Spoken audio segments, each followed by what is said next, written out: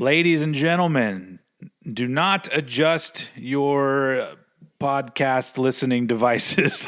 This is your old pal Steven from the Old Head Podcast, and I'm bringing you something new now, a new series of podcasts that are called Cranked and Ranked. And what this is basically me and a good friend of mine, who I will introduce in a second, will be counting down whatever listing we decide to do that's related to rock and metal, whether it be a band's discography or albums from a specific year or some other theme that we come up with. But that, you get the basic idea, where we cranked them, listened to them, and now we're ranking them. And so for those of you who don't know me, I'm Steven, and I do a podcast called Old Head, and I also have a YouTube channel where I do a lot of rock and metal related videos. And joining me on this podcast adventure is my good brother in metal, Eddie Sparxx. Sir, give him an intro. What's up, brother? Yeah, I'm Eddie Sparxx. I make similar content, but mine is a little less laid back and a bit more. It's basically like Old Head if he snorted crack and spent time permanently in the 80s and early 90s. And I make kind of video essays. I generally would do them in front of a green screen, but certain circumstances have prevented me from accessing it as of late. But generally I'll do like mini band documentaries with like funny little gags interspersed throughout. But yeah, and don't worry, my voice doesn't always sound this bad. I've got bad hay fever today, and I got the sniffles. Dude, I couldn't even tell. That's good. So as you can gather from Eddie's lovely accent, he is not from America. He is from the UK, and I am from the United States. And so the big deal with what we're talking about with these rankings and the interesting angle that I think we're going to bring to it is the fact that not only are we 20 years apart in age, Eddie being 22, me being 42, but also we lived and grew up on different parts of the world. And so, what was the thing I was saying? Two generations, two continents, one mission, ranking some shit. So today we're going to start things off kind of light and do a discography of a band that isn't very big. But if you're talking about the scope of influence and importance, I would say it's bigger than some bands that got like fucking 20 albums. Today we're going to be talking about the classic, legendary grunge alternative rock band Nirvana. And so we're going to be ranking their discography. And so my introduction to Nirvana was literally 1991 when Nevermind came out, and I saw Smells Like Teen Spirit on Headbangers Ball, actually. And then I've been a fan ever since. When were you first exposed to Nirvana? Right off the bat, I wish I could have been around for Headbangers Ball. I trawl the internet looking for episodes of that show. I fucking love everything about it. And so my introduction to Nirvana, I kind of got into grunge through, now this is my age talking here, I got into grunge through the game Grand Theft Auto San Andreas. Okay. And it's set in 1992, and the soundtrack coincides with that. So there's a radio station on there called Radio X. Surprisingly, Nirvana nor Pearl Jam appear on it, but they picked bands like Soundgarden, Alice in Chains, L7, Living Colour. I know they're not necessarily grunge, but they get lumped in with the whole alt metal thing. Yeah. Faith No More as well. And so I was a little bit late in the grand scheme of things when it came to the whole Nirvana thing. But when I did, I was totally on board. And the thing that really sealed the deal for me was the video for "Come As You Are," and I'll get into that later because I've got a fairly big bit written about that. But well, I guess without further ado, let's jump right in. So we're doing, if I'm right, 5 releases, correct? Yeah. Okay, well, I'm going to let you start with your number 5. Okay, cool. So for this list, we included alongside their 3 studio albums, Bleach, Nevermind, and In Utero. We also included 2 pretty big other releases, Incesticide and Unplugged as well, because generally speaking, we wouldn't cover like live albums unless they have something genuinely really unique outside of the usual, like, say, for example, either playing with a symphony or doing an unplugged show. So that's really the only exception to the rule.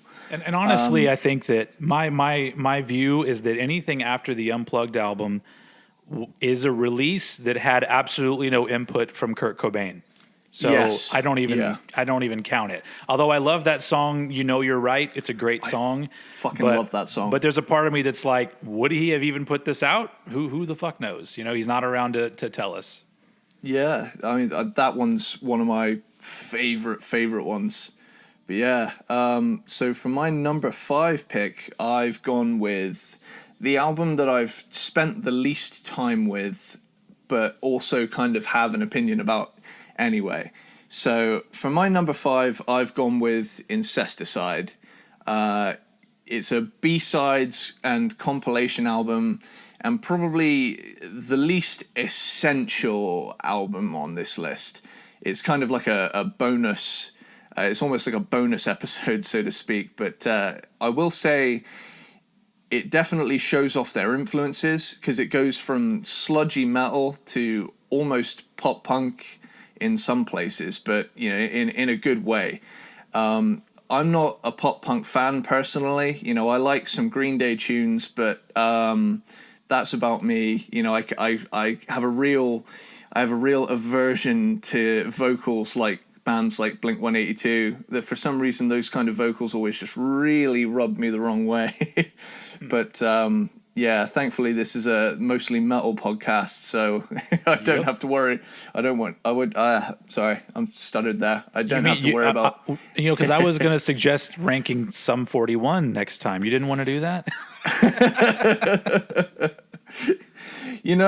When I come to think of it, the Deep End, which one is that one? Is that... I literally know very little about that band except for their music videos. I just pulled that name out of my head. I will say there's one song they did that's got kind of a thrashy riff in there that I thought was kind of cool. But yeah, besides that... But we digress. Yeah, we digress. So yeah, as I was saying, it feels a tad fractured. It's a compilation of B-sides after all, and with that, it also features 4 different drummers: Chad Channing, Dan Peters, Dale Crover, and Dave Grohl. So you're in for a lot of different sessions on this album. So in places it can feel a little bit uneven. I actually love this album, but it's at the bottom solely based on the fact that it's probably the least memorable for me, for the very reasons I've stated previously. But I will say the interesting things here, it includes like kind of really fast punky version of Polly, which I think is really cool to see such a slow song in a completely different light. So that one always strikes me as, holy shit, this is that song. So that one always takes me off guard every time I listen to this album. I always forget it's on there, but then when it does, I'm like, this is on Nevermind, but it sounds completely different. Yeah. But yeah, my favorites on the album are the first 3 tracks, Dive, Silver, and Stain.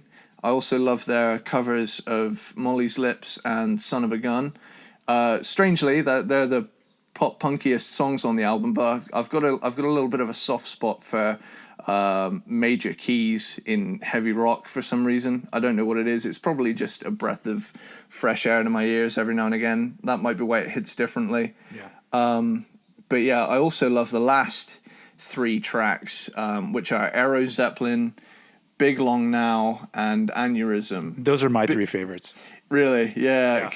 Big Long Now in particular reminds me of Alice in Chains, and I fucking love that song. And it's weird to hear Kurt with like a big reverb on his voice. Usually he's quite just there, but on this one it kind of like it's very expansive, and I feel like that's a direction they very could well have gone down had they decided to go down the more like metal Sabbathy route than the punkier kind of thing that they did. If I remember right, I think Big Long Now was actually recorded around the time of Bleach. Yeah, because I know Downer is on here as well, and that's on that's on Bleach.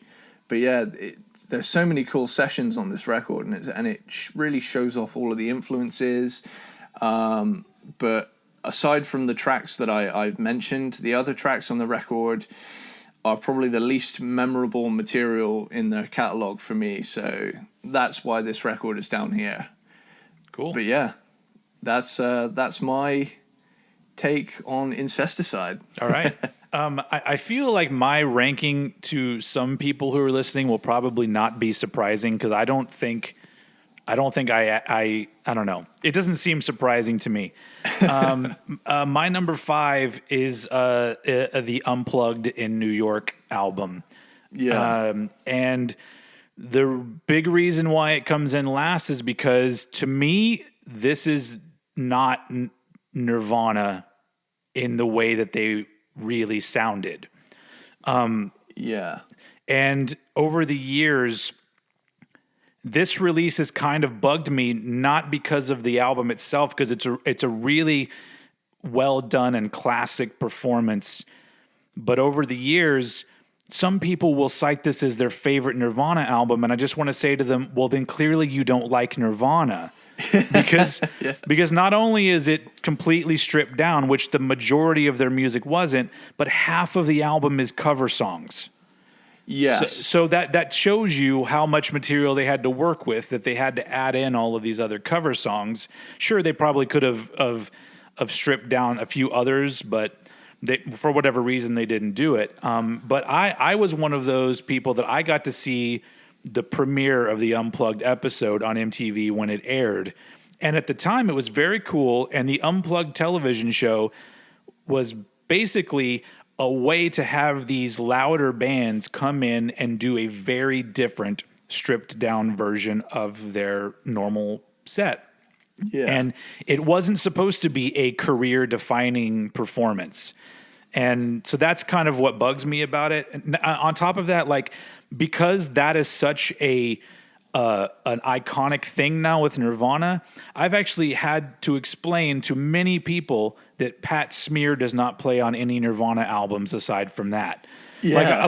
I remember I had a friend who once said, Kurt Cobain is kind of a shitty guitar player. That's why Pat Smear played all the stuff on the albums. And I'm like, where the fuck did you get that from?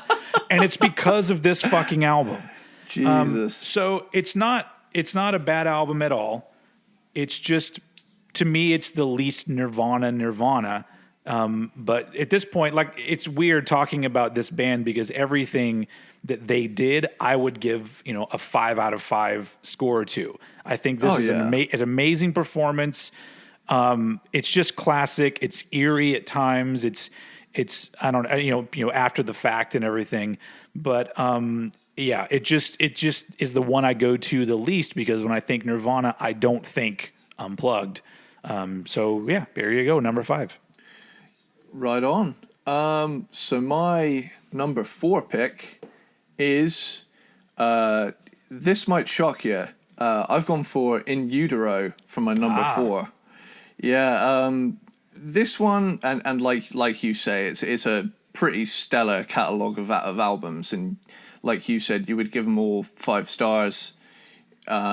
But yeah, in this ranking environment, we have to be merciless. So, Yep. so let me just go into In Utero. It's a rejection to the previous album's radio success.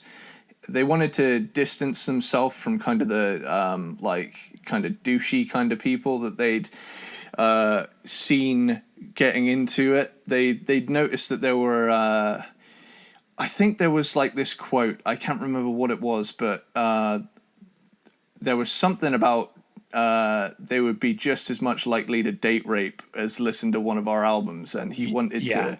Yeah, there was something along the lines of that. I can't remember if it was Nirvana or Rage Against the Machine. All I know is there was a definite rejection on this album. That sounds like something Kurt Cobain would have said, because I kind of relate to that with him, because it's got to be really weird to just a few years earlier being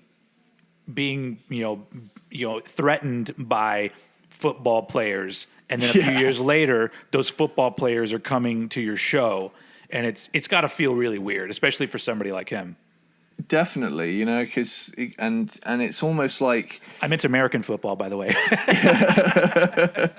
Yeah, don't worry. I'm not a follower of football in my home country. I'm not a very British person in a way, and in that kind of regard, that's how I kind of was alienated as a teen. So I kind of veered more towards music than sports.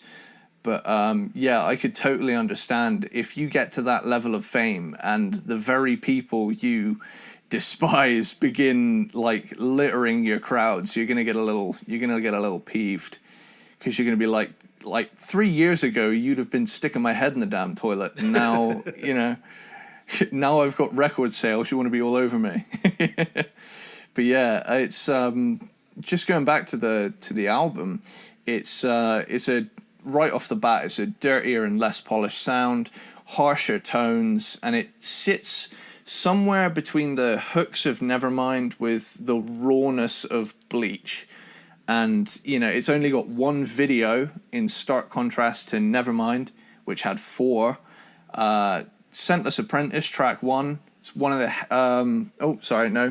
I skipped a note there. Comes right in with Serve the Servants, which already sounds way dirtier than, anything on Nevermind. It's very dissonant in places, and that's only, further backed up by Scentless Apprentice, which came after it on the album. It's one of the heaviest Nirvana songs. It seals the deal with its very dissonant parts, grooving riff, and Kurt's screaming on this song is almost like a deranged man in a straitjacket, just going absolutely nuts. But yeah, like right off the bat, I know production wise, Nevermind was very big and very loud and in your face, but this is loud and in your face with its middle fingers raised. It's like, fuck you, if it was an album. So, and Heart-Shaped Box, the album's lead single, even more dirty than any of the previous album's singles. Rape Me, while catchy, is purposefully provocative. Kurt was doing everything in his power to just piss people off at this point in their career. Francis Farmer, again, much rawer, but still retaining the catchiness. I've kind of done a track by track for the rest of these. I don't know if it's a format I'll stick to, but it's allowing me to get all of the album out in a succinct amount of time. Sure. But while it is mostly a very like yelly, gnarly, nasty kind of album, it has prettier moments like Dumb and All Apologies, which feature a cello, and that kind of foreshadowed the Unplugged show that they would go on to do, incorporating a few more melodic elements in there as well. I've got Very Ape is an abrasive punk song. Milk It is a Melvins-esque schizophrenic banger. Penny Royalty somehow feels mellow but also not. And that could be the amount of times I've heard the Unplugged version that's made me think that. but at the same time, it almost feels like two different songs, those two. And radio friendly unit shifter, feedback laden sister track to Very Ape. To me, they sound kind of similar, but radio friendly unit shifter is definitely a tad more vibey on the whole feedback and gnarly sounds we're going to throw in there. It's similar but even more raw. And finally, before the album closes out on All Apologies and the hidden track, Gallons of Rubbing Alcohol Flow Through the Strip, or whatever they called it. You're including that in your review. Okay. Oh yeah. And Tourette's, that one is just an absolutely savage, like rah, rah, rah, rah, kind of thing going on.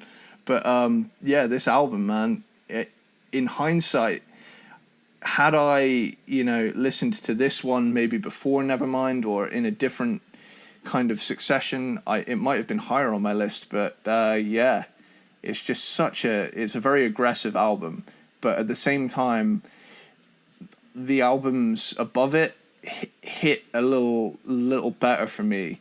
And I'd like to hear your take on my take on In Utero, because I kind of went with it on that one. That's totally fun. I will get there, because that is not my number 4. Ooh. My number 4 is Incesticide, which you already talked about. And honestly, I don't really have much to add from what you said, because I put it here because it is a compilation. As an album, it's kind of uneven at times. I do enjoy it. I love every song on it. The big thing about this album is its importance to me as a fan of Nirvana, because this is the first thing I got after getting crazy into Nevermind. So I was a huge Nirvana fan, and I feel like this album came out like 6 months later or something. It was real quick afterwards that Incesticide came out. And I remember buying it at Tower Records and going home and just listening to like where these guys came from, because there's literally shit on Incesticide that's pre-Bleach all the way up to, Aneurysm, which has Dave Grohl on drums. And so there's a lot of great songs, but yeah, overall it is a B-sides collection. So because it's not a cohesive album, I don't really hold it as high as the other 3. And I don't, I mean, a lot of the songs that I really like are the same ones that you really like. We're kind of on the same page there. So I don't really have much to add, but it was a very important album, because you get into a band so much and they're kind of a mystery, and then you get this little window into who they were. And so that's still kind of what I gather from the album. Is it's a cool little, hey, now you're a fan. Here's where we were before, Yeah. So there you go. It's almost like their garage days revisited in a way. Yeah, it's kind of. It's got a few covers on there, but it also shows off what they sounded like before they really hit it off. And awesome. So number 3 for me, I went for Unplugged, released posthumously. Is that what it's called? Is that how you say? Posthumously? Yeah, I thought it was. Following Kurt's death in 94. I mean, obviously it aired on MTV prior to his death, but released as an album later in 94. I think it was like towards the end, November or something. Yeah, it's the most successful Nirvana album released following his passing. They avoided playing hits for the most part, excluding Come As You Are, favoring more deep cuts and covers instead. 6 of the 14 songs are covers, so almost half. My favorites of the covers would have to be Man Who Sold the World, Plateau, and Lake of Fire. Plateau, it took me a minute to decide whether I liked it or not, because in it you can hear Kurt is kind of trying to get to the note at points, but in the end I decided, you know what, that's kind of endearing in a way, because it's not a flawless performance. That there's a part in Man Who Sold the World where he completely misses a note, and plays every note around that note until he gets there, basically. But I feel like it fits the band's aesthetic with the whole, punky attitude. Even if they are playing a stripped back acoustic set, they've still got that kind of human element to them, because it's very absolutely. It's very easy for like heavy rock, and especially like not so much like grunge bands, but the more shreddy metal bands, that their whole shtick is that I can play so fucking good, I'm like an alien. You can't do this. You can't play this shit. I bet you can't play this. And it's like hearing something like the Nirvana Unplugged gig, almost, it goes to show you don't always have to absolutely rip to still play good music. And well, you're the point that you're making, not to interrupt you, but I do feel like this is a good time to talk about it, because totally. What you're talking about, the human element, the average guy kind of element that Kurt Cobain brought in his persona and his music, that's why he's such an influential person to me musically, because I was a teenager, and before Nirvana, every musician I looked at was like a god on a poster on your wall, and you were never going to be able to play like that. And so I wasn't into punk or anything at that point, but even the punk bands, they seemed like they were like an elite group. Like, you're not one of us. We're hardcore like this. But Kurt Cobain didn't seem like that. He seemed like a dude that could be me. And so that's why, like, his playing, while it's not amazing, has been very influential on me, because it's kind of like you're not paying attention to the skill, you're paying attention to the heart of what he's playing and how he's playing it. And so I don't know, it's a very important thing, but you're bringing that in about how it was like a warts and all kind of thing, where if he was struggling with a vocal part, as far as I know, he wasn't like, we got to do that song again or cut that song out. He could have easily said, don't put that song on the special because my voice isn't that great on it. But he didn't care. He was just this normal dude that had no problem just letting everybody know, look, I'm not the best, but here's what I do. If you like it, great.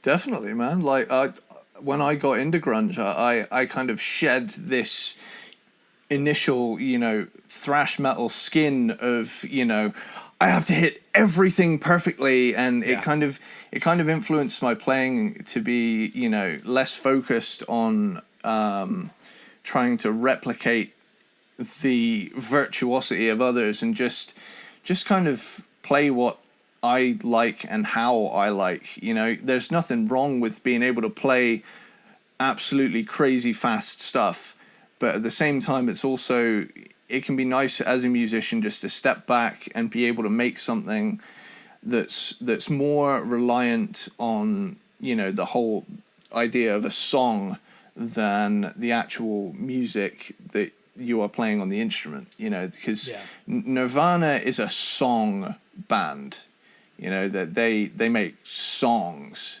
because a lot of bands tend to fall into the trap of, okay, verse, chorus, play that one really, really, really, really fast.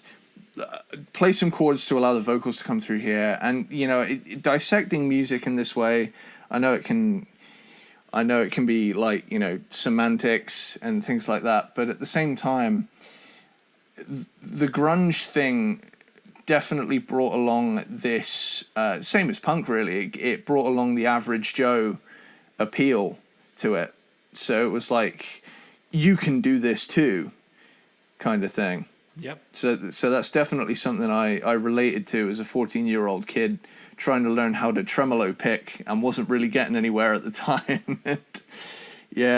I think the sad thing about Unplugged though is that it's kind of a swan song for his career. I know there were a couple gigs following this show, but it was mere months, like 3 or 4, that he took his life in like April of 94, and it's complete tragedy. But Unplugged, like you say, I do agree when people say like the stuff, oh, they had this other guy play on the albums. Where the hell they got that from? Yeah.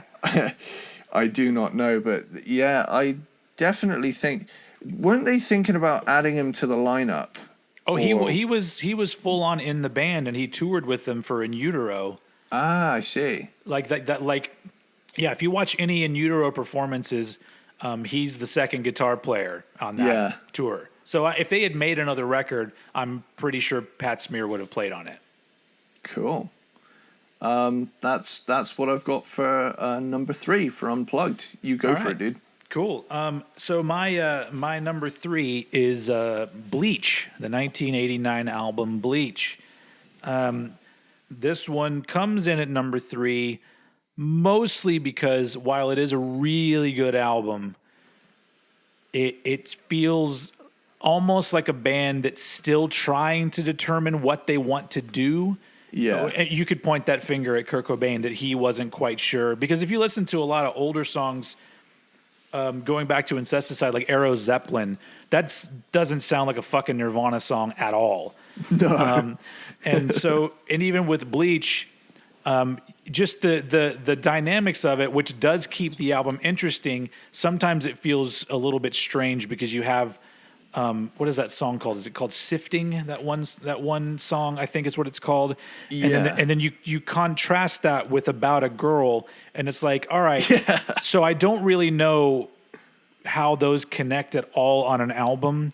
And so that's what takes away a little bit for me, because I love all of the tracks and I love the rawness of it. And it's almost got like a muddy kind of sound to it. Oh yeah. But when I first heard it, it was literally after Nevermind and after Incesticide. And I remember buying this album, and at first I didn't like it. And I remember so I was, I don't know, 14 or something at that point. I don't really remember.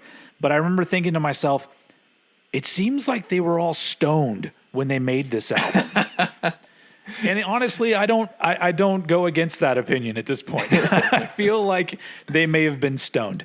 I don't doubt that one bit. Yeah. But so for me, it falls short from the other 2 studio albums just because it seems like the least fleshed out and the least inspired. But it is fucking great. It's each one of these, I have to say, they all are all great albums, so it's hard putting them anywhere. But yeah, I'd have to put Bleach at number 3. Cool. So coming in at number 2, which leads me perfectly. What a perfect segue. My number 2 pick is Bleach.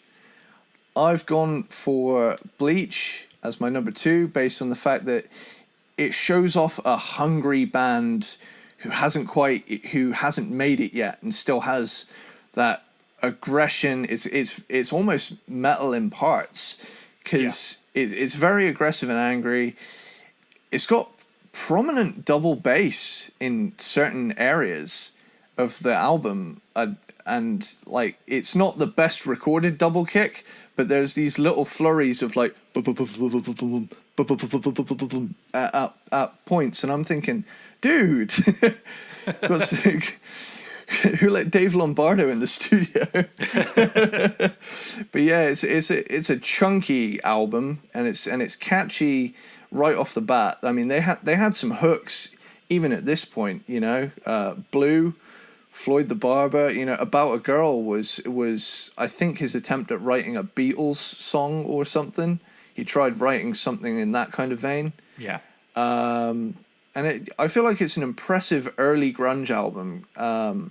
But for me, it's probably the only one that I would call grunge out of all their albums. Yeah, that's a fair assessment, really, because it's the only one that really has that real early, very dirty sound. You know, In Utero's got its moments, but this one's like pure, unadulterated dirt right through it. Totally.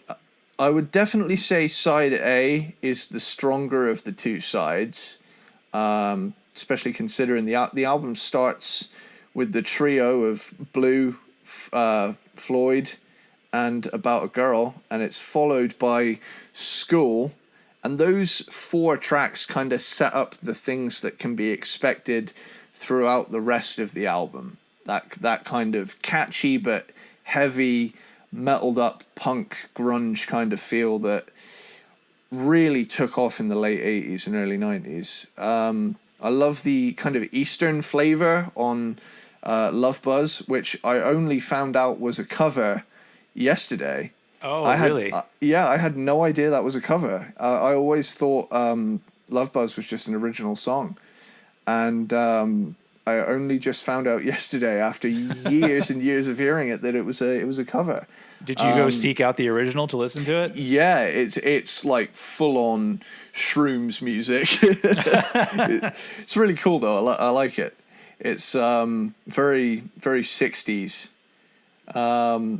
Paper Cuts, it like that one I love. Feels like a deranged man about to snap, and it's got an almost Alice in Chains kind of vibe to it, and it sounds almost like something I would come up with. I also feel like that may have my favorite Kurt Cobain screams on it. Like they are hauntingly brutal sounding, and it's pretty great. Yeah.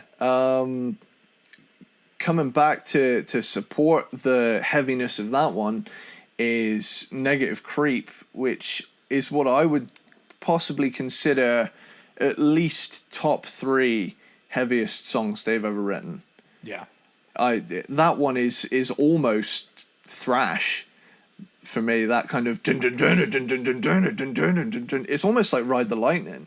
Now that I kind of mouthed it back to myself there, it's got that maybe somebody should do a mashup of those 2 songs. That'd be fucking sick. I'd love to hear that. That'd be ace. Yeah, it's followed up by Scoff, which is probably my least favorite song on the album. It's a little repetitive for me, although I will say it's nice to hear some double kick on a grunge song, which is something grunge didn't do very often at all, if that.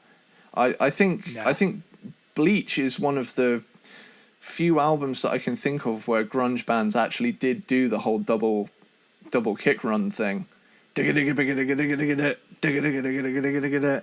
That one. I would say I've always been a big fan of double kick. I know other people have been like, here he goes on his double kick rant again, but I've always just loved that flurry going on. I'm a fan of double kick when it's done in like a natural way, like a Dave Lombardo double kick. Oh, like yeah. I don't want to hear some technical death metal triggered, double kick that God, doesn't even sound like a drum. Well, yeah, because I remember seeing there was this guy that had like 2 drums, and he had 2 drums, but he had single double pedals on both of them, and he was doing these like quadruple kick runs. Shit. And it just turned it into this single like sine tone. And in the end, I thought, dude, that just sounds like he's like and when it was just this giant honk noise. And in the end, I just think if you do it too fast, it loses its whole. I feel like it loses its whole point.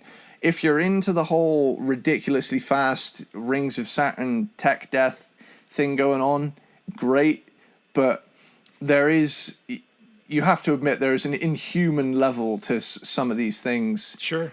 And it can make the music sound a little bit clinical to my ears at least. But that whole like thing, yeah, it's very straight and perfect. And I think that things like that are kind of what separate me from a lot of metal fans, is the fact that I think that 2 things, double kick and blast beats, are not to be used all the time. Oh, God, I think those are both things that need to be used, because if you use them too much, they lose their effectiveness. 100%. Although I do love Cannibal Corpse, but my favorite Cannibal Corpse is the shit where they slow it down, or there's odd time signatures and shit. But so sometimes I'm like, okay, yeah, I get it, the blast beat. All right, cool, move on. I've always said I will take a slow nasty, meaty riff over kind of blast beat. And any day, you know, blast beats for me there are to break up the slow sections because, you know, for me it's nice to hear them every now and again, but like I'll be there like dun, dun, dun, dun, dun, dun, dun, dun, dun, and then and it will go back into the slow, and I just love slow death metal. If I'm gonna listen to death metal, it's got to be slow, and it's got to be. We got all the way over to death metal. Yeah, we need to rein it in and get back to the grunge. But yeah, where was I? You were on the second half of Bleach. Cool. I got up to Swap Meet. Here we go. Swap Meet's got a cool feel that throws you off a little bit at the beginning, and it tends to bamboozle me a little bit every time I listen to it. Like you said earlier, sorry, I skipped a track there. Mr. Mustache is like a demented roller coaster ride with a gnarly. I love that one. It's almost that one I liken almost to a Mr. Bungle song, with its like kind of thing going on. It feels almost kind of circusy, and that's what gave me the Bungle vibes there. Sifting, like you said earlier, it to me seems like a more in-your-face version of Paper Cuts, with a little bit of track 4 School thrown in there for good measure.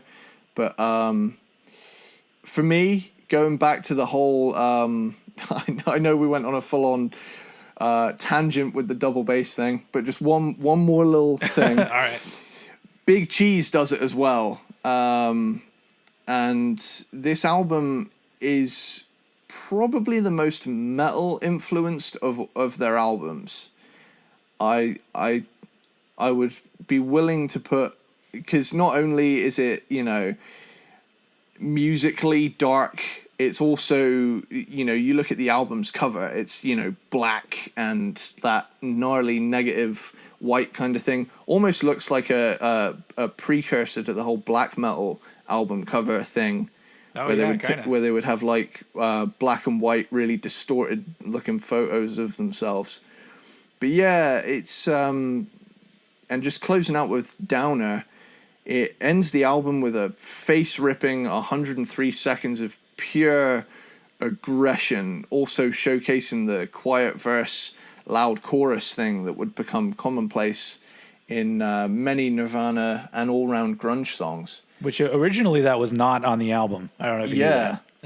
Yeah, I did see, I did a little bit of research following it. I was like, hang on, why is Downer on Incesticide if it's on Bleach? I thought, did they just, you know, need an extra song and say, here's one, in case I didn't notice it. The first version of this album that I had was on cassette, and it ended with Big Cheese. That's always been the ending of the album for me. So is that like an original pressing kind of thing, or is that like a more international thing? I'm not. I think it was around. I think it may not have been just the first pressing, but it was an early pressing of it.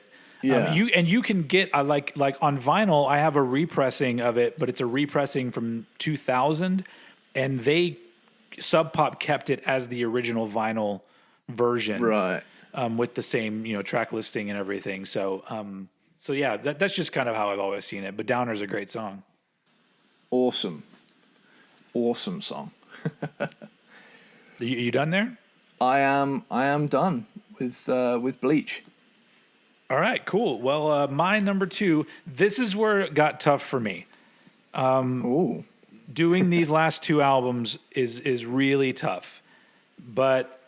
And this may change. I may go back and listen to this podcast months from now and go, "Oh, Steven, what the fuck?" But my number 2 is In Utero, from 1993. Now, the weird thing about this is that this is my favorite Nirvana album, and I put it at number 2. And when I get to, obviously, Nevermind's my number 1. We'll get to why. It'll balance it out. But I love this album because it is the most diverse Nirvana album while still sounding like a cohesive statement to me.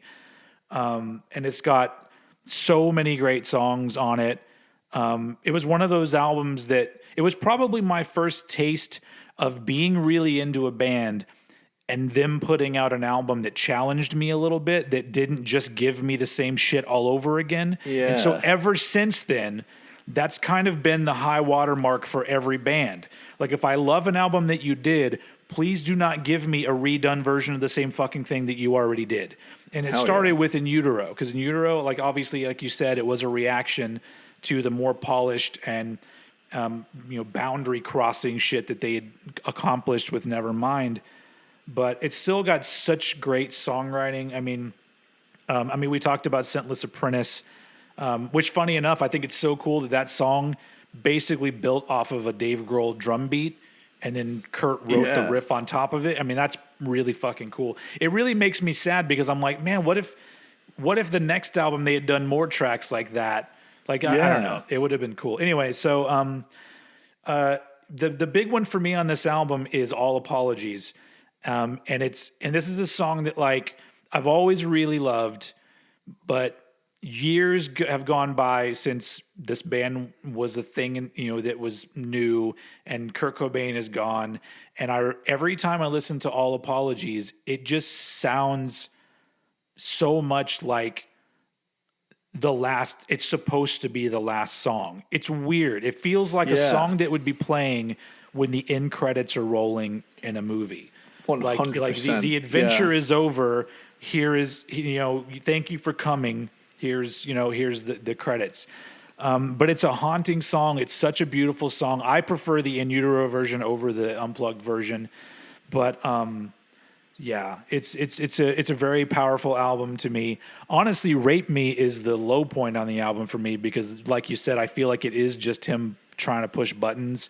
And I do get the sentiment behind the song, but the songwriting on that one isn't strong enough to carry the weight of what he's trying to say. But overall, at this point, it's a fucking classic song, and it was weird to put it at my number 2. But when we talk about number 1, I'll shed some light on that. So go ahead. I'm guessing we have the same number 1, right? Yeah, but just before we go into number 1, I just want to build off of what you said, saying earlier, would it have been cool to see, what the next Nirvana album would have sounded like, say in 95 or 96? Do you think they would have gone down the more acoustic route with songs like Dumb and All Apologies a little bit? Or do you think they would have gone even heavier into their thing? Because I know they had You're Right recorded after In Utero, wasn't it? Yeah. I don't remember how long after, but yeah, it was after In Utero. Yeah, because they recorded it, but I think there was like a dispute between the members of the band and Courtney Love, and Courtney Love said that the song doesn't deserve to be buried in a box set, which is what they were going to release it with. She didn't want it to be buried in a box set, so she wanted it to be its standalone thing. To be completely honest, I really hope that one day they release a collection on vinyl and whatnot of all just the original studio recorded songs, because every collection, as much as I love hearing Kurt Cobain playing into a boombox in his bedroom, I want the meat of it. So I want all the B-sides. I want all the studio original tracks. I'd like them to all be put out on one collection, because there's so much good shit that just never made it on albums, or it was on a 7-inch that you can't even fucking find anymore, or something like that. Yeah. Like record store day pressings and things like that, rare finds. Yeah, I'm 100% with you. So, so to answer your question though, honestly, if you follow the trajectory of what they were doing, how they made 3 albums and neither one sounds like what was expected. Yeah. I almost feel like if they had continued down that path, because they did the unplugged thing, I almost feel like they may have turned up the heaviness a little bit, but I almost feel like if you go back and you look at a lot of the shit that Kurt Cobain was into, I mean, he in that journals book that they released a lot of his he did like lists of albums, and he had everything from like Public Enemy to Slayer to Gang of Four, like all of these things. And so there's a part of me that thinks that he would have started probably experimenting more with odd time signatures and maybe a little bit of droney kind of shit. I feel like he would have pushed things further at least by then. But there's also a part of me that thinks he may have quit at that point anyway, because he was unhappy with the whole thing. So, and that's the weird thing. You get into the conspiracy theories about his death and all of that shit. But the one part of it that always strikes me as kind of eerie, although I don't ascribe or whatever the word is to those theories. It is really weird when you look at his suicide note. All of it sounds like he's just quitting the business until the last few sentences. So it leads me to believe that even if he, whether it was heroin induced and he just, his judgment was cloudy or whatever it might be, if he had somehow found his way out of that, I think he would have quit. I think he would have become an artist or, a writer or something. I really feel like he may have just bowed out at that point. So, yeah. Yeah. And do you think as well that the grunge scene wouldn't have kind of nosedived after that? Because I know that I did watch a few like grunge documentaries, and the big thing they always state is that Kurt's death kind of took the wind out of everybody's sails. And but I also think there was a collective feeling of, oh shit, we're famous now. I think that if he had, I don't know, that gets into like deep waters of speculation, because there are a lot of those bands and a lot of them aren't the ones that people talk about. Like people like to shit on bands like, Bush and Candlebox and think bands like that. But I don't think that that's it. I think that those were still genuine bands trying to do something. But I think a little bit later down the line, you started to get these bands where you could tell the dudes kind of wanted to be a Kurt Cobain, and so that I think that kind of fucked things up. But let's just like with any scene, once it gets oversaturated with so many bands, I think it would have died no matter what. But that does bring. Well, actually, we'll get to this with Nevermind. So if you want to finish up what you were saying, cool. Yeah. No, you pretty much covered it. Yeah. So we've both got Nevermind as our number one. Yay! Cool. Do you want to lead this one, or should I? No. I want you just keep the rhythm going. It's your turn. Okay, cool. It's definitely got, in my opinion, the best production of all their albums. It sounds huge. I love the vibey parts, like "Come As You Are."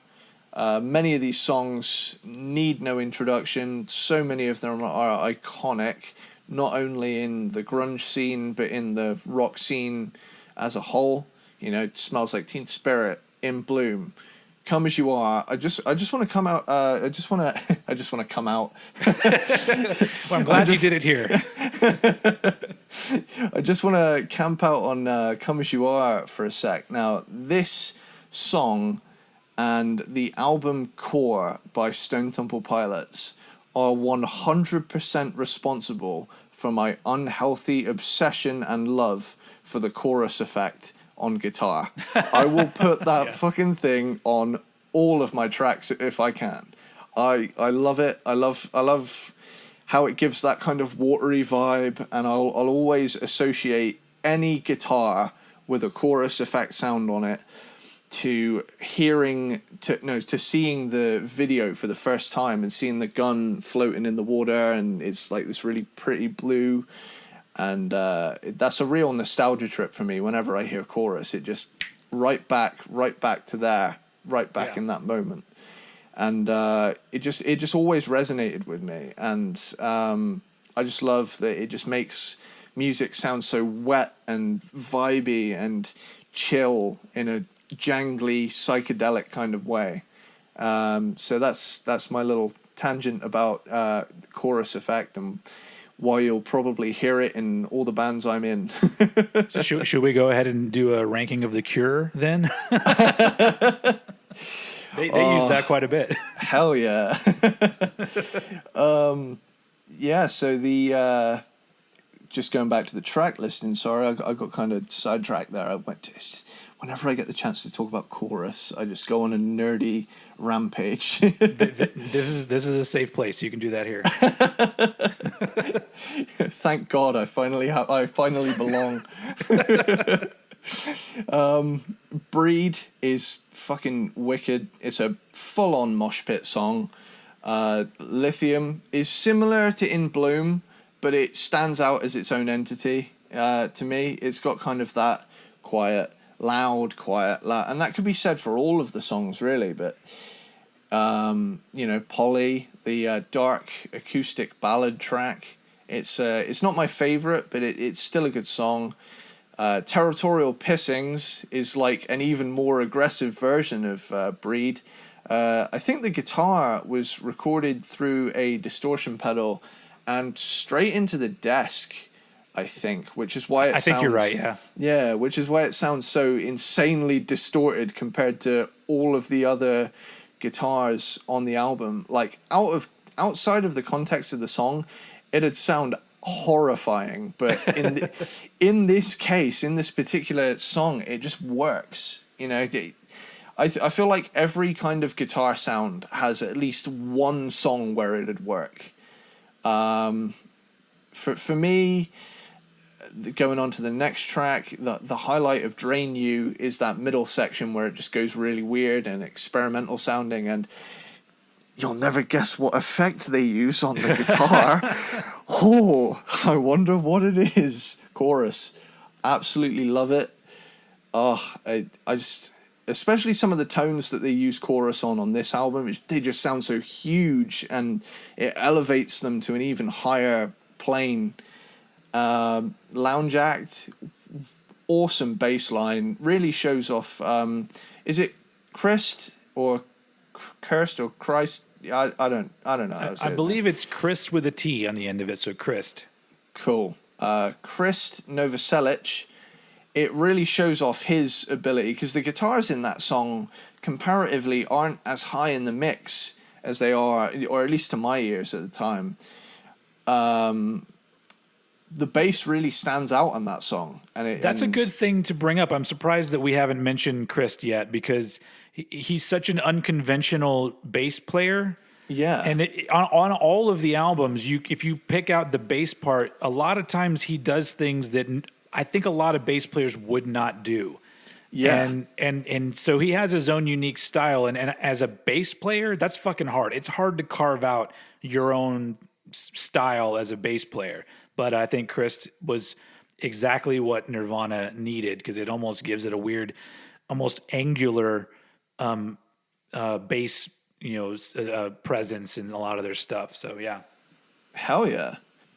Okay, cool. I've got a cool little story about Stay Away. Right. It's one of the album's deeper cuts. I love it. It's got a little backstory, like I say. It's not something I would say now as a more mature adult, but back in high school, I was on the bus on the way there, and there was this other kid who was being a complete dick on the bus, and me and my friend were sat next to each other listening to the song with one headphone each, and we both kind of looked at each other, and instead of singing the actual words, I won't say his name. I won't say his real name, so I'll call him Jim for now. But instead of Stay Away, we struck up with "Hey, stop!" Like, Jim is gay, and it was just one of those little high school moments. Again, I'm not homophobic one bit, but 2013 high school was a different time. Which is funny, because the last thing you hear on that song is "God is gay." That's the last thing he said. The last lyric of that song, he says, "God is gay." That's how he ends it. I never even noticed that. Bam. My work here is done. Wow. Learn something new every day. Yeah, because when I was younger, I thought maybe he was saying "gotta stay," but no, he's saying "God is gay" at the end of that song. Wow. Which apparently was a thing that he used to spray paint on walls when he was younger. that would totally add up to his personality as well. That seems like a totally Kurt thing to do. But On a Plane is another track I love. Great song. Pardon me. Most of these songs, like I say, are 5 stars out of 5 for me. Something in the Way has to be one of the most depressing songs I have ever heard, but I respect that. It's grunge. It's meant to be. So I love the. Wasn't it written while he was living under a bridge? I think that's myth. I think he took the idea of living under the bridge and just made it into a song. Because it's one of those things where over the years I've read a lot of books about him, and as far as I know, he never really lived under the bridge. I think he hung out under there. So I think it was probably just the idea of feeling like you were so done with wherever you were that you were fine with having your home, under a bridge somewhere. Right on. And the last track, again, Endless Nameless, Yes. Otherwise known as the bonus track. Actually, to me, it sounds like something from, I know I've mentioned them before, but this reminds me of a song from Disco Volante by Mr. Bungle. It's fucked up and really out there. The first time I heard it, it scared the shit out of me. And I also feel like this was, in some way, an inspiration for Good Friends and a Bottle of Pills by Pantera. That, Really? The really weird track on Far Beyond Driven, like kind of the really weird guitar effects that the whole production on that song and some of the guitar sounds really reminded me of that Far Beyond Driven track, and I was really listening out for like other things I could spot. See, and this is why us having these conversations is cool, because I heard, Far Beyond Driven after Nevermind a few years later. And so that connection for some reason never was a thing that hit my brain in that way. And it's just because depending on how you heard those albums, I guess it's different the way we soak up music and the way that it hits us. And so that's really interesting that you heard that. Yeah, it's just one of those things that, I only really picked up on it yesterday when I kind of noticed one of the song itself, Endless Nameless, is like 6 or so minutes. So there's little parts in there that sound like it, some less so, but there was definitely a guitar sound in there in particular that I picked out, and I just thought, this sounds a lot like something else. What is that? Yeah. Is that Pantera? Is that a Pantera song? Jesus, and I started to make these like correlations, and it could possibly have been an influence. I mean, that album ended up influencing a shitload of people. I'll get to that. You continue. Now, to be honest, you can carry on to, because that's pretty much what I've got for. Well, I'll start where you left off, and I'll go backwards because cool. Endless Nameless. When I first bought Nevermind, I bought it right after hearing Smells Like Teen Spirit on Headbangers Ball when it premiered. And my brother drove me to the store, and I bought a cassette version of Nevermind, which did not have Endless Nameless on it. And then a few months later, I got my very first CD player. So one of the first things I bought was Nevermind. And one day I'm just hanging out in my room listening to Nevermind, and I fall asleep. And then all of a sudden, a fucking song that I have never heard before, that's fucking weird as fuck, starts playing out of the CD player. Oh my God. And so like I get up, I'm like, what the fuck? And I'm looking at the liner notes, like, there's nothing here. And I listened to the whole song. I'm all like, I called my friends up. I'm like, have you fucking heard this? And one of my friends had the CD, but it just never let it play that long. And so we were like tripping out. And like, so I may be totally wrong, but I feel like that was the beginning of, like, in the 90s, everybody putting hidden tracks on their albums. Yeah. Because I had never heard of that before that first time. And I guess that makes sense because the CD boom didn't happen until around then. And so once you had 80 minutes worth of time to kill, you could fucking put whatever the fuck you wanted on it. You make me nervous when you look over at the thing because I'm all like, is it recording? Oh no, yeah. Don't worry, dude. I'm just they're just preventative measures, is all. I'm just making sure that we don't have screw up like last time. For those who don't know, we tried to record a podcast before this where we ranked all of Metallica's works. And my phone had a spaz attack down my end and completely deleted all of my audio and would have rendered that episode of the Old Head podcast as just poor Steve talking to himself. I mean, you could say that's every episode of the Old Head podcast. So maybe we'll get to that one again someday. Plot twist. Oh, definitely. But yeah, so just go. All right. So getting back on Nevermind. So when I was ranking the albums, I was inclined originally to put In Utero first because it's the album that I enjoy the most and I go back to the most and is the most interesting to me. But the more that I thought about Nevermind, I was like, well, there's no way that any other album could be number one simply because when it came out, it pretty much changed my life. I did an entire podcast episode just talking about Nirvana and talking about these fucked up things that happened in my life around that time and about how Nirvana, the Nevermind in general, was an album that I needed to hear, and I didn't even know that I wanted to hear something like that. It was just, I feel like I was the right age at the right time for when that came out. And then all the reasons that I said before about the kind of music and Kurt Cobain's style influencing me to start playing guitar and writing songs because it wasn't just some godly thing anymore. It was brought down to my level. And that's all on Nevermind. Not to mention the fucking cultural significance worldwide of this album. Oh, yeah. It is one of the most important albums ever made, not just in the States, like everywhere. And the influence not only crosses time zones and shit around the world, but it also crosses genres. There are hip hop artists who cite Kurt Cobain as an influence, and they make references to Nirvana, and some of them are huge Nirvana fans. I don't know if you saw recently Post Malone doing a bunch of Nirvana covers. Yeah. And he does it pretty fucking well.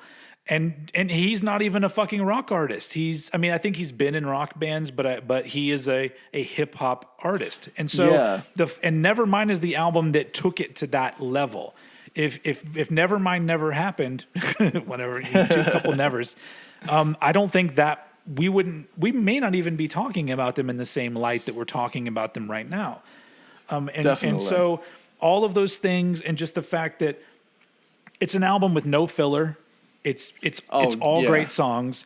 And another reason why I like talking to you about music is we appreciate the same kind of production value. Because a lot of people will call Nevermind overproduced. And I'm like, no. Yes, it's very, very, very polished. It's very well produced. But if you put that up alongside a lot of shit that comes out today, it sounds lo-fi in comparison because some shit is just so over compressed and I don't know. It's just, so I love the way the album sounds. Also, I mean, how many albums include an anthem of a generation? You know, we haven't even mentioned Smells Like Teen Spirit. I mean, I don't care how many times I hear that song. It still hits me the same way every time I hear it. It still sounds like such a vital statement while being an anti-statement, which is so bizarre that it wasn't meant to be an anthem and it became one on its own power.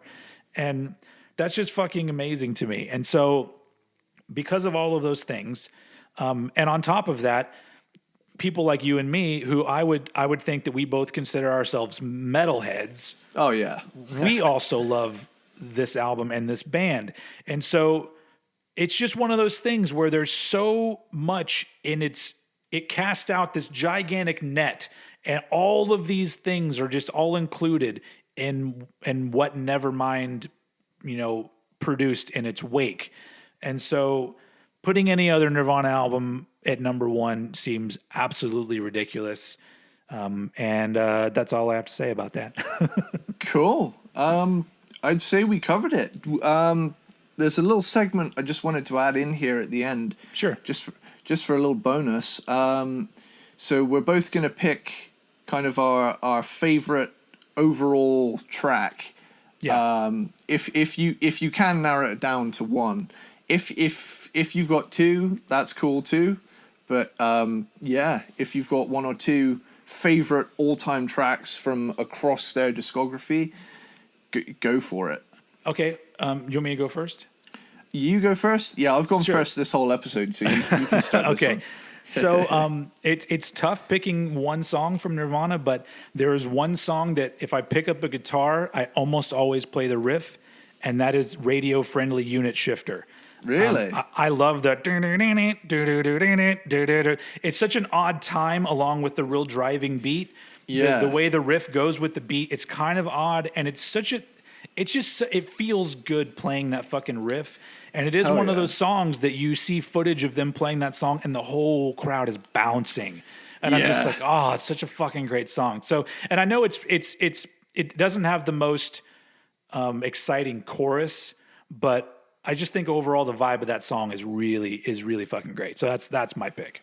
Cool. And in case I didn't gush about it enough, my favorite all-time Nirvana track is Come As You Are. Yes. Solely based on its complete use of chorus all the way through it. I love it's almost like just and in a way, I mean, obviously music is waves, but it does sounds like water. It sounds wet, and I think it was a really interesting soundscape for me to listen to at the time, because I was still very much a kid that just wanted loud and distorted all the time when I first heard this track. Yeah. Now, I heard this track when I properly listened to it when I saw the accompanying video on, I think it was like Kerrang or Scuzz TV. Those were like the rock TV channels over in the UK. There was a Kerrang channel? Yeah, there was a Kerrang channel. Wow, that's pretty awesome.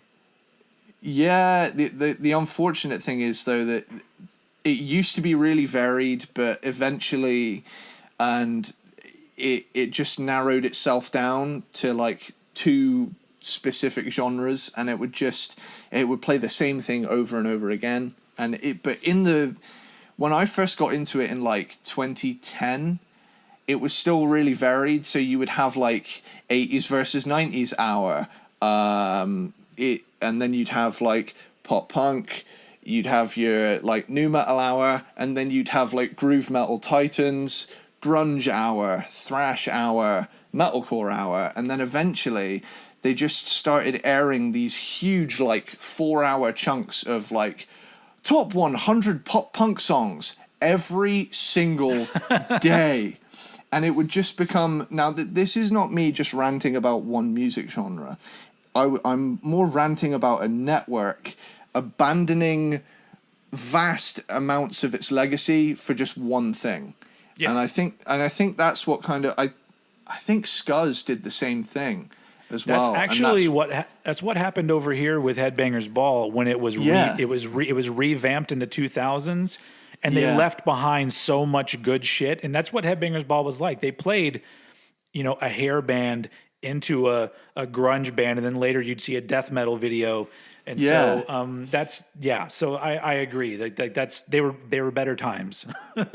and that's why I was so, just going back to the whole Come As You Are thing, but before Kerrang TV turned to shit, it would play so much different stuff all day long, And by sheer chance, I just happened to be in front of the TV. I turned on the TV, and it was almost like something out of a show or a movie because it was so perfectly timed. I timed turning on the TV perfectly with the Come As You Are video starting. And I didn't know it was Nirvana until it popped up at the bottom, and I was like, no, no, no, no, no, no, no, no, no, no, no. And I was like, this is cool. What is this? Where has this guitar tone been all my life? And then I found out it was Nirvana, and I was like, holy shit, I got to get into grunge now. And I've eventually found out about Core by Stone Temple Pilots. And that remains possibly my favorite grunge album. Interesting. Because it's got it's got like the wet reverb of Pearl Jam's 10 with the heavy riffs of Alice in Chains and the kind of chorusy guitar tones of Nirvana and a little bit of Soundgarden thrown in there for good measure. I love that album because people always turn around and try and say that early Stone Temple Pilots was just a Pearl Jam ripoff, which I completely disagree with. Just because a band has like similarities, you know, that's like calling Metallica a Slayer ripoff because they use tremolo picking. Sure. Also, people seem to forget that Core came out the year after 10 came out. So how much influence could they have actually had over Stone Temple Pilots? So, and that's the same year that Dirt came out by Alice in Chains. So by all accounts, to me, Stone Temple Pilots fits in more so with the classic grunge bands than they do the second wave, although they would be considered second wave, but that's for another topic. Totally, dude. But yeah, Come As You Are, my personal favorite Nirvana song. Awesome. Well, cool. that wraps it up for the first Cranked and Ranked. And if you've lasted this long, I appreciate it. We're going to keep doing these. I don't know how often. We'll figure that whole thing out, but don't worry. We got plenty of shit to rank. I'll probably do a video version of this and throw it up on YouTube. So if you happen to be listening there, just put some comments down below of some rankings that you might want us to do. Cause you know, we could always use some good ideas. And obviously any comments. And if you want to listen to this as a podcast, go over to Apple Podcasts and Spotify. And I don't know, what do you listen to podcasts on your end? What do you use? I use Spotify. And, okay. Yeah. All right. So it's all out there. I hope you enjoyed it. Do you have any parting words for the audience? No, not really. I just say, you know, it's been an absolute pleasure starting this podcast. I finally have a vehicle to rant about my love of the chorus effect on. Yeah. I honestly love having somebody to talk to. oh, definitely. It's mostly just me. All right. Well, thanks everyone for listening. And we will see you all again the next time around. Bye. Later, dude.